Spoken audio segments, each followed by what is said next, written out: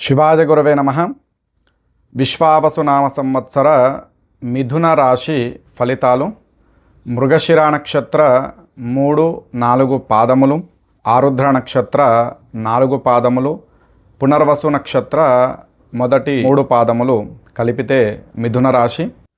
ఇక ఈ రాశి వారికి ఆదాయము 14, వ్యయము 2, రాజపూజ్యత 4, అగౌరవము 3. ఈ సంవత్సరము మిథున రాశి వారి గ్రహచారము గురువు ద్వాదశ జన్మ ద్వితీయ స్థానాలలో, శని మార్చి 29 నుండి రాజ్యస్థానమగు 10వ స్థానమున మీనరాశి యందు, రాహువు 9వ స్థానమగు కుంభరాశి యందు, కేతువు తృతీయ స్థానమగు సింహరాశి యందు సంచరించెదరు.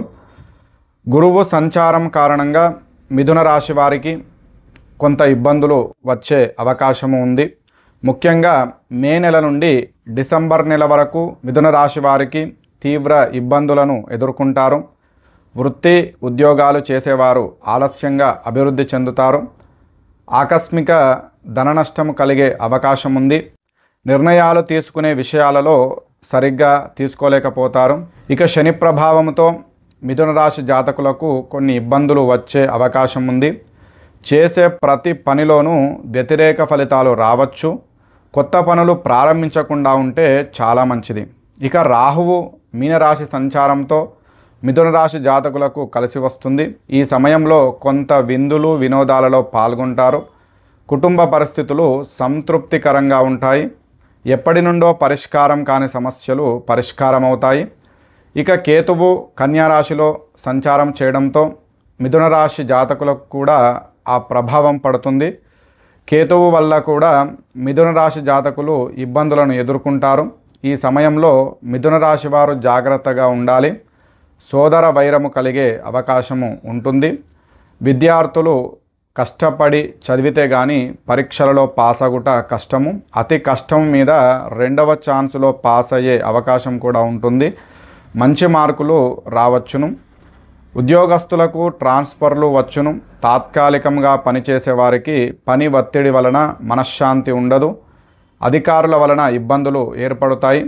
వ్యవసాయదారులకు పెట్టుబడులు ఎక్కువగుట, అనవసరంగా ధనము ఖర్చు కావుట, రుణములు చేయాల్సి రావడము జరుగుతుంది. 2వ పంట కొంత కలిసి వచ్చే అవకాశం ఉంది. వ్యాపారస్తులకు అక్టోబర్ నుండి క్రయ విక్రయాలు బాగా జరిగి కొంత బాగుంటుంది. సరుకులు నిల్వ చేసేవారికి, జాయింట్ వ్యాపారస్తులు నష్టపోవుట జరుగును. రాజకీయ నాయకులకు ప్రజలలో వ్యతిరేకత ఏర్పడుతుంది. ఆదరాభిమానాలు తగ్గుతాయి. చేతి సొమ్ము కొంత ఖర్చు అవుతుంది. వ్యయ ప్రయాసాలు ఎక్కువగును. ఇక ఈ రాశి స్త్రీలకు అనుకూలత తక్కువ. ప్రతి పనిలోనూ కూడా ఆటంకములు ఎదురవుతూ ఉంటాయి. పైకి అనుకూలించేటట్టు కనిపించి నెరవేరకపోవట అనేది జరుగుతుంది. ఒంటరిగా ఉండటానికి భయపడతారు.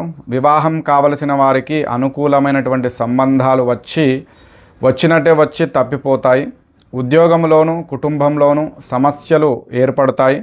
ఈ రాశివారు గురుగ్రహ జపము దానము చేయాలి. గురు దక్షిణామూర్తి స్తోత్రాన్ని పఠించడము చాలా శ్రేయస్కరము. శనగలను నైవేద్యముగా చేసి ఆలయాల్లో పంచిపెట్టాలి. రాహునకు శనివారము మినుములు దానము, ప్రతి సోమవారం కూడా శివాలయ సందర్శనము చాలా మంచిది. కుదిరితే మాస శివరాత్రి రోజున రుద్రాభిషేకం చేయించుకోండి. శుభం భూయాత్. మరిన్ని ఇలాంటి భక్తి, ఆధ్యాత్మిక, జ్యోతిష్య, వాస్తు సంబంధిత విషయాలకు ఈ ఛానల్ని సబ్స్క్రైబ్ చేసుకోగలరు.